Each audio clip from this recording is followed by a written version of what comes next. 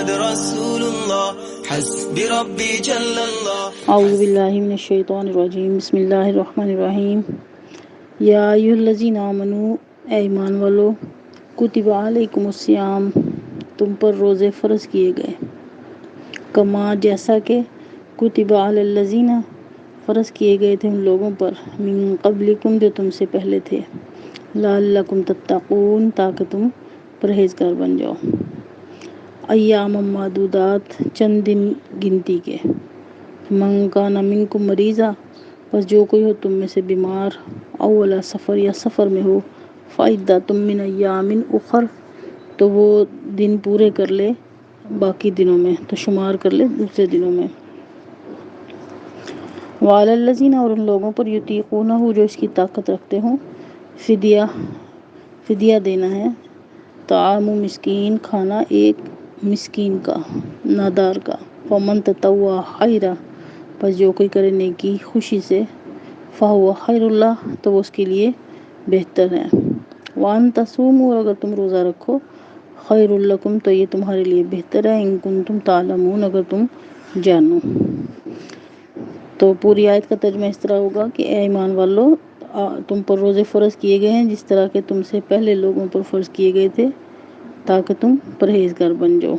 تھوڑے سے دن، چند دن ہیں گنتی کے، یعنی روزوں کے دن تھوڑے سے ہیں گنتی کے، 29 ہوتے ہیں یا 30 ہوتے ہیں. فمن کانا، پس جو کوئی تم میں سے بیمار ہو یا سفر میں ہو، تو وہ دوسرے ایام میں شمار کر رکھے. اور ان لوگوں پر جو روزہ رکھنے کی طاقت رکھتے ہوں، فدیہ ہے ایک غریب کا کھانا. پھر جو شخص کرے خوشی سے نیکی، تو یہ اس کے لیے بہتر ہے. اور اگر تم روزہ رکھو تو بہتر ہے تمہارے لیے، ان کنتم تعلمون، اگر تم جانو. تو روزہ جو ہے، روزے کے اندر صبح صادق سے غروب آفتاب تک کھانے پینے سے رکنے کا نام، اور دوسری اللہ تعالیٰ کے حکم میں کھانا پینا سے رکنا، جماع سے رکنا، اور صبح سے شام تک، اس کو روزہ کہتے ہیں. اور یہ حضرت آدم علیہ السلام سے عیسیٰ علیہ السلام تک فرض رہا، جیسا کہ بھی بتایا گیا. تو یہاں پہ یہی ذکر ہو رہا ہے کہ ایمان والو، تم پر روزہ فرض کیا گیا ہے جیسا کہ فرض تھا ان لوگوں پر جو تم سے پہلے تھے. ابھی بتایا کہ نبی صلی اللہ علیہ وسلم مدینہ میں آئے تھے، تشریف لائے، تو آپ ہر مہینے میں 3 روزے رکھتے تھے، عاشوراء کا روزہ رکھتے تھے. یعنی اس وقت روزے فرض نہیں تھے، لیکن آپ صلی اللہ علیہ وسلم روزہ رکھا کرتے تھے. جب یہ آیت نازل ہوئی تو اس کے بعد روزے جو ہیں وہ فرض ہو گئے، اور ان کے دن بھی متعین ہو گئے، یعنی رمضان کے مہینے میں. تو یہاں پہ یہی حکم ہو رہا ہے کہ ایمان والو، تم پر روزے فرض کیے گئے ہیں جیسے کہ تم سے پہلے لوگوں پر فرض کیے گئے تھے. یعنی روزہ صرف ہم ہی پہ فرض نہیں ہے، پچھلے لوگوں پر بھی فرض تھے. اور اس کی فرضیت کی وجہ کیا ہے؟ لعلکم تتقون، تاکہ تم پرہیزگار بن جاؤ. اب پتہ چلا کہ روزہ جو ہے انسان کے اندر تقوی پیدا کرنے کے لیے اللہ تعالیٰ نے ایک راستہ رکھا، کہ جس کے اندر انسان باوجود قدرت ہوتے ہوئے، صحت ہوتے ہوئے، بہت سے کاموں سے اپنے آپ کو بچا کر رکھتا ہے، روکتا ہے. اللہ تعالیٰ کا حلال مال سامنے ہے، کھانے کی چیزیں سامنے ہیں. اور ایسی بھی کیفیت ہوتی ہے کہ انسان اکیلا ہوتا ہے، کوئی دیکھنے والا بھی نہیں ہوتا، لیکن روزے کی وجہ سے انسان اپنے آپ کو ان حلال چیزوں سے بھی اپنے آپ کو باز رکھتا ہے، کھانے سے بچتا ہے، پینے سے بچتا ہے، اور جمع کرنے سے بچتا ہے بیوی سے. تو یہ تو ہیں ایسی باتیں جو روزے کے اندر فرض ہیں. اس کے علاوہ جو تقوی جو حاصل ہوگا، تو وہ روزہ صرف یہ بظاہر تو کھانے پینے سے رکنے کا نام ہے، لیکن اس کے اندر روزہ جو ہے اپنے اندر بہت ساری خوبیاں رکھتا ہے، بہت ساری باتوں کی ہمیں تعلیم دیتا ہے، جن کا پتہ ہمیں حدیث کے ذریعے بھی چلتا ہے.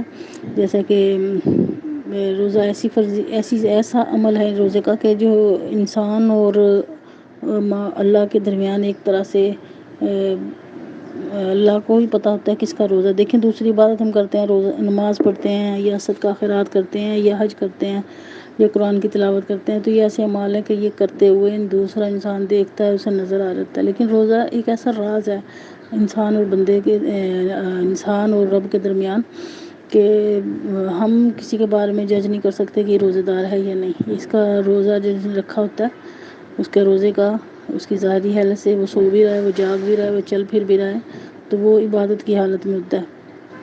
اسی لیے اللہ تعالیٰ نے فرمایا حدیث قدسی کہ الصوم لی وانا اجزی بہ، کہ روزہ میرے لیے ہے، میں اس کی جزا دوں گا۔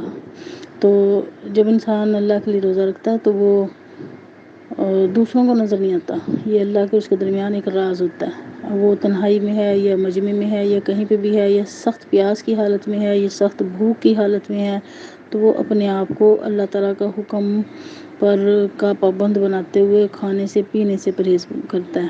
اور اس کے علاوہ روزے میں دوسری باتوں کے بھی احتیاطوں کا بہت زیادہ حکم دیا گیا ہے، اور وہ دوسری باتیں یہی ہیں جن کی وجہ سے کہ ہمارے اندر تقویٰ پیدا ہوتا ہے۔ گویا کہ روزہ رکھنا تو روزے کے ساتھ روزے کا اہتمام بھی رکھنا، کہ میں اپنے روزے کا خیال رکھوں کہ روزہ جو ہے ہمیں کن چیزوں سے روکتا ہے۔ تو روزہ میں رکھنے کے بعد بیہودہ باتوں سے اپنے آپ کو بچانا، روزہ کان کا بھی، ہاتھ کا بھی، پورے اعضاء کا روزہ ہے، آنکھوں سے بے حیائی کے کاموں سے اپنے آپ کو دیکھنے سے بچانا، کانوں کو اپنے بے حیائی کے کاموں سے سننے سے بچانا، اور اپنے تمام اعضاء کا خیال رکھتے ہوئے کہ پیٹ کے اندر نوالا ہمارا حلال جائے، حرام نہ جائے۔ اور پھر یہ کہ روزہ رکھنا، پھر روزے کا اس طرح خیال بھی کرنا روزے کا کہ میرا روزہ ہے، اگر کسی کہیں پہ لڑائی جھگڑا ہو رہا ہو یا خود کوئی کسی سے اس سے لڑنے کی کوشش کرتا ہے تو روزے دار کو حکم ہے کہ لڑائی جھگڑے میں پہلی بات تو پہل نہ کرے، اور اگر کوئی دوسرا پہل کرے تو اس کو کہہ دے کہ میرا روزہ ہے، یعنی لڑائی جھگڑے سے بھی پرہیز کرے۔ اگر وہ سمجھنے والا ہو تو اسے کہہ دے کہ میرا روزہ ہے، اور اگر وہ نہ سمجھ ہو، نہ سمجھے آپ کی بات کو، تو پھر اپنے نفس کو سمجھانے کا حکم ہے کہ آپ اپنے آپ کو سمجھائیں کہ تیرا روزہ تجھے زیب نہیں دیتا کہ روزے کی حالت میں تو کسی سے جھگڑا کرے۔ تو گویا روزہ جو ہے ہماری نفس کی اس طریقے سے حفاظت کرتا ہے کہ ہمیں حرام روزے کی حالت میں انسان کو اس چیز کو احساس ہوتا ہے کہ جب میں نے اللہ کے لیے روزہ رکھا ہے تو میں اپنے آپ کے میرے پیٹ کے اندر حرام چیز نہ جائے، میں حلال چیز استعمال کروں۔ تو اللہ کے نبی صلی اللہ علیہ وسلم نے فرمایا کہ بہت سے روزے دار ایسے ہیں کہ جن کو سوائے روزے میں بھوک پیاس کے کچھ حاصل نہیں ہوتا، اس لیے کہ وہ روزہ رکھتے ہیں، روزے کا پھر خیال نہیں رکھتے، روزہ رکھا، چغلیاں کی اور جھوٹ بولا اور دوسری لڑائی جھگڑے کیے اور حرام کھایا، تو ایسے میں ایسا جو ہے پھر روزہ اللہ کے نزدیک اللہ کو ایسا روزہ بھی پسند نہیں ہے، تو ان لوگوں کو سوائے بھوک پیاس کے کچھ میسر نہیں ہوتا، یعنی اللہ تعالیٰ کو بھی ان کے روزے کی بھوکا رہنے کی کوئی پرواہ نہیں ہے۔ لیکن جب انسان پورے اہتمام کے ساتھ روزہ رکھتے ہوئے اللہ کے خوف کے ساتھ برائیوں سے بچنے کی کوشش کرتا ہے تو پھر اس کے اندر تقویٰ پیدا ہوتا ہے۔ ایام معدودات، یعنی چند دن ہیں گنتی کے، یعنی کہ چند دن جو ہیں یہ اللہ تعالیٰ نے روزے فرض کیے ہیں، وہ دن رمضان کا پورا مہینہ ہے، تو کبھی 29 دن کا بھی ہو جاتا ہے اور کبھی 30 دن کا بھی ہو جاتا ہے۔ تو سال کے باقی دنوں میں جو ہے انسان کو اجازت ہے کہ اس کی اپنی مرضی پہ موقوف ہے وہ روزے رکھتا ہے یا نہیں رکھتا، لیکن رمضان کے جو روزے ہیں اللہ تعالیٰ کی طرف سے فرض کر دیے گئے ہیں۔ ہر صحت مند ہر مرد عورت بالغ مرد عورت پر اور صحت مند پر روزہ جو ہے فرض ہے، اور یہ چند دن ہیں گنتی کے، یعنی 29 یا 30۔ پھر فرمایا فمن کان منکم مریضا، پر جو کوئی ہو تم میں سے بیمار، او علی سفر، یا سفر میں ہو، عدۃ من ایام اخر، تو وہ شمار کر لے دوسرے دنوں کا۔ اب بیماری سے مراد یہاں پہ وہ بیماری ہے کہ جس کے اندر روزہ رکھنا واقعی انسان کے لیے تکلیف دہ ہو، کوئی ایسی شدید بیماری ہے کہ اگر ہم روزہ رکھتے ہیں، روزہ رکھنے میں ہماری جان کے جانے کا اندیشہ ہے، تو ایسی صورت میں اپنی جان کی پرواہ کرنی زیادہ ضروری ہے۔ جیسے حاملہ خواتین ہیں کہ اپنے لیے اور اپنے بچے کی خاطر ان کو اس چیز کی رعایت دی گئی ہے کہ اگر صحت اجازت نہ دے رہی ہو تو وہ روزے کے دن جو ہے بعد میں رکھ سکتی ہیں روزے۔ اسی طرح سے جو بیمار ہے، اور بیماری کا بھی یہ بات یاد ذہن میں رہے کہ ایسی بیماری شدید کہ جس کے اندر اگر انسان روزہ رکھے تو روزے میں اس کی جان جانے کا خطرہ ہو۔ معمولی سی بیماری پہ ذرا سا سر درد ہوا، ذرا سا پیٹ درد ہوا، معمولی سی، اور آج کل کی تو جتنی ہماری آرام دہ زندگی ہے اس کے اندر تو روزہ رکھ کے آرام کرنا، لوگ محنت کرنے والے محنت بھی کرتے ہیں، بہرحال جو بیماری کا یہاں پہ تذکرہ کیا گیا اس سے وہ بیماری مراد ہے کہ جس کے اندر انسان اگر روزہ رکھ لے گا تو روزہ رکھنے سے اس کی زندگی کو خطرہ ہوگا یا اس کے مرض کے بڑھنے کا اندیشہ ہوگا۔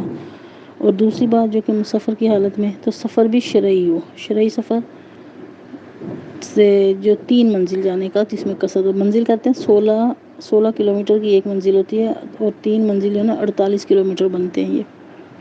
تو اگر کوئی شرعی مسافر ہے کہ 48 کلومیٹر سے دور جا رہا ہو لیکن آج کل کی زندگی میں جو ہے نا یہ سفر کرنا انتہائی آسان ہو گیا. پہلے وقتوں میں سفر ہوتے تھے گھوڑوں پہ، اونٹوں پہ، اور دور جنگلوں سے، بیابانوں سے، صحراؤں سے گزر کے جانا ہوتا تھا، تو ایک مشقت ہوتی تھی سفر اٹھانے میں. تو بہرحال اگر کوئی رعایت تو ہے بھی، لیکن اگر کوئی سمجھتا ہے، آج کل تو ایئر کنڈیشن گاڑیاں ہیں اور انسان نے گھنٹوں کا سفر جو ہے وہ منٹوں میں کر لیتا ہے. تو اب آسانیاں ہو گئی، تو آسانیاں دیکھتے ہوئے اگر ممکن ہو تو ضرور رکھا جائے، اور اتنی بڑی سعادت کو چھوڑا نہ جائے کہ جیسے کہ حدیث میں آتا ہے کہ اگر کوئی شخص رمضان کا ایک روزہ بھی چھوڑ دے اور پھر وہ زندگی بھر غیر رمضان میں روزہ رکھتا رہے، تو وہ رمضان کے ایک روزے کا جو ثواب ہے اس ثواب کو نہیں پا سکتا. تو اتنا بڑا ثواب جو ہے معمولی سی باتوں پہ چھوڑنا کوئی عقل مندی کی بات نہیں. جس کو قدر ہے اسے قدر ہے. اللہ تعالیٰ ہمیں بھی قدر کرنے کی توفیق دے. تو یعنی اگر ہم سفر میں یہ ہماری بیماری معمولی ہے یا سفر ایسا کوئی تکلیف دہ نہیں ہے، تو وہاں پہ ہم روزے کا ثواب سے کوشش کریں کہ روزے کا ثواب سے ہم محروم نہ ہوں.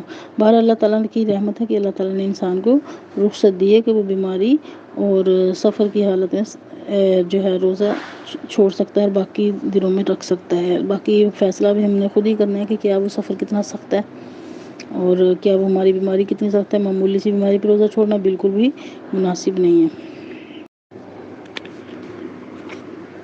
وَعَلَى الَّذِينَ يُطِيقُونَهُ فِدْيَةٌ طَعَامُ مِسْكِينٍ، اور ان لوگوں پر جو اس کی طاقت رکھتے ہیں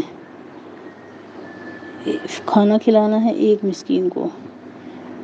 یہ آیت ابتدائی اسلام میں نازل ہوئی، اور اس کا کچھ حصہ جو ہے جیسے یہ وَعَلَى الَّذِينَ يُطِيقُونَهُ فِدْيَةٌ طَعَامُ مِسْكِينٍ، اس کا مطلب ہے کہ جو لوگ روزہ رکھنے کی طاقت رکھتے ہوں تو ان کے ذمے کھانا ہے ایک غریب مسکین کا.